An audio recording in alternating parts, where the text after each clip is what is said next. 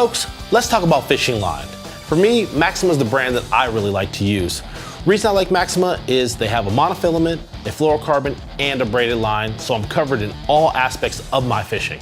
But let's talk about that. First of all, you got the monofilament. Monofilament for me is great for when you're throwing chatterbaits, spinnerbaits, and big swim baits. The reason is it has a lot more stretch and it has a slow rate of fall to it. And then when the fish comes up to come up behind it and eat it, it has a little bit more stretch to it than the other lines that the fish gets the bait down in his throat, and so when I go to set the hook, I catch that fish. Also, monofilament is a little bit more abrasive than the other lines, so it takes a beating a lot better on rocks, on wood, around docks, pilings, anything that you want to throw it around, it takes a little bit more abrasion. Let's talk fluorocarbon.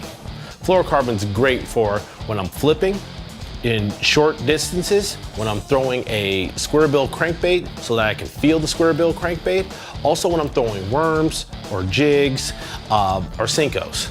The thing about fluorocarbon is when you throw it out there, it sinks faster than it does monofilament or braided line. So I really like it because it gets down to where I need it to be and it stays and keeps the bait on the bottom. It has less stretch for better sensitivity, and the strength of it is excellent for when you're hauling those big fish out of heavy cover.